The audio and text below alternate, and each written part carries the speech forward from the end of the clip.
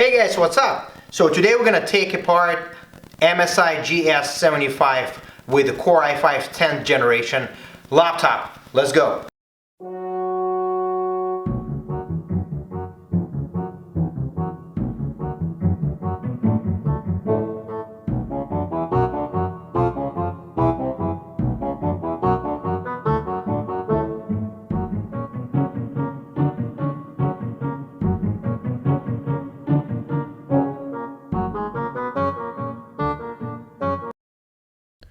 Alright, so I'm gonna start my project here from removing the screws from the bottom case of this laptop.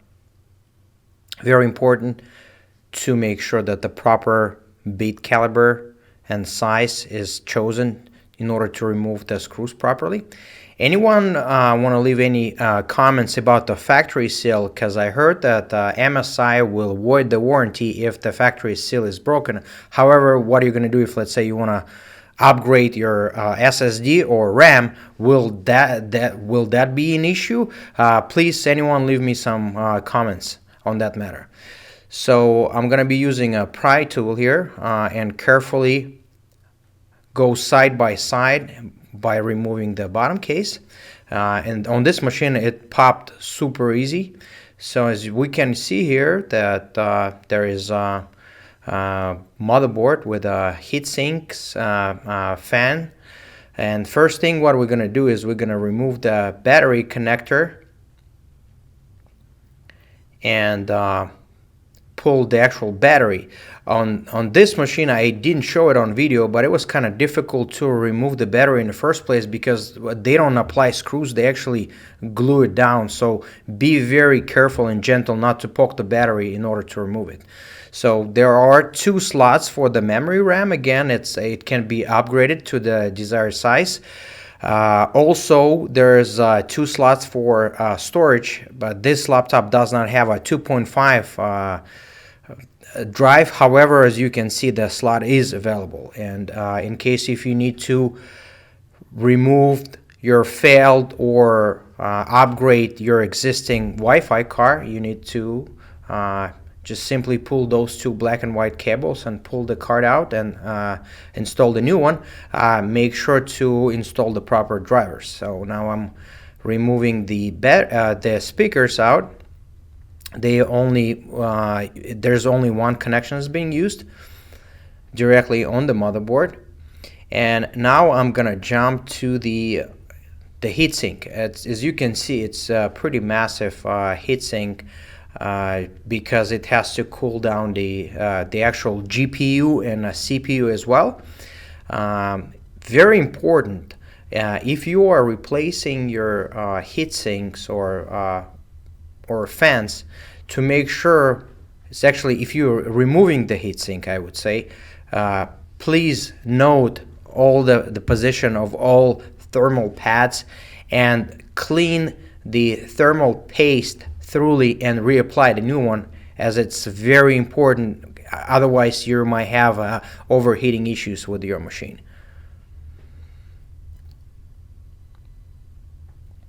So now I'm inspecting to make sure that all the screws are properly removed. There's two connectors for the fans. Very important, don't pull very hard on the cables, otherwise you might damage it. So always use the help of tweezers just to slightly pull them out. And it looks like here there is a video cable which is overlaid on the fan, so we would need to pull that out in order to remove the actual assembly. So the connection pops out very easy, so it just snaps out like so, and here we go. So the heatsink and fans can be removed easily. I know for a fact that the fans, if any of the fans are failed, you actually can just replace the individual fan instead of replacing the whole entire heatsink assembly. So here we can see that's the GPU and that is a CPU here. Again, there might be a few different configurations, again based on the processor type and a graphics card. So now I will be pulling the motherboard out, and on the opposite side, as you can see here, there are 3 connections which are for touchpad. This one, the middle one, this ribbon is for backlight, to light up the keyboard, and the largest one is actually for the keyboard. Now I'm zooming in and trying to cover all the spots of the motherboard, since pretty much all the connections, all the USB, HDMI, Type C, the VLAN, it's all located on the motherboard, and including audio ports. Everything is being connected to the motherboard, so there's no daughter boards. So if in case any of them fail, there's going to be kind of pricey replacement, either resoldering or replacing the complete motherboard. Here I want to mention that on the Palmrest and touchpad, the keyboard is not actually replaceable. So if your keyboard fails, you would have to replace the complete assembly. However, as I saw that the touchpad is replaceable, which is a good news. So if in case it fails, you would be able to order just the touchpad and replace it. Here, as you can see, I'm removing the hinge mounts, which connects the actual screen to the Palmrest. There is only 3 screws on each side. And it's very helpful in order to pull those hinges. You simply lift up the Palmrest a little bit, like so, and it actually pops out super easy and fast. Again, as you can see here, there is a complete assembly. The keyboard is not, I mean, it is replaceable technically, but it's going to be a very hard time, and it will require a lot of glue, and I don't think it's by the end of the day, I don't think it's gonna look right. So if it fails, you'll be better off just replacing the whole top assembly. And now we're gonna move on to the LCD screen. Even though for all newer machines, I would definitely highly recommend to replace the complete assembly, and there is numerous reasons why. First of all, the actual LCD matrix, LED matrix, is so thin nowadays that it's super difficult to get it. You can damage it in a second or less.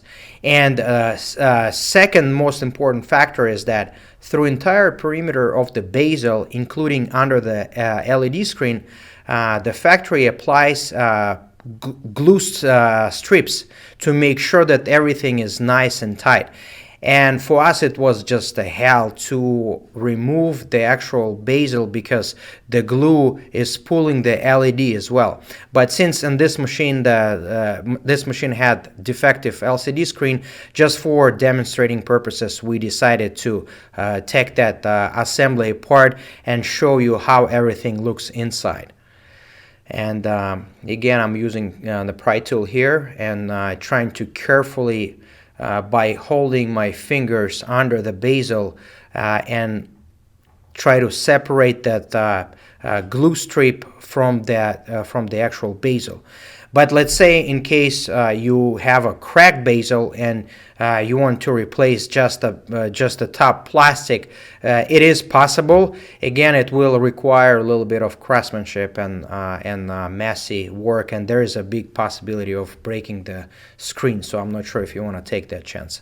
But in case, you will always be able to see the white strip here with a part number, which you need to choose as a reference for the replacement. So now here I'm moving on to I'm trying to remove the actual matrix, and I'm trying to hold both of them instantly, the back cover and LED screen, because again there is 2 strips on the side and 1 gluing strip on the bottom of the screen, and as you can see, it goes very heavily, and I have to kind of use a little bit of force to yank the screen out. And so here it is. And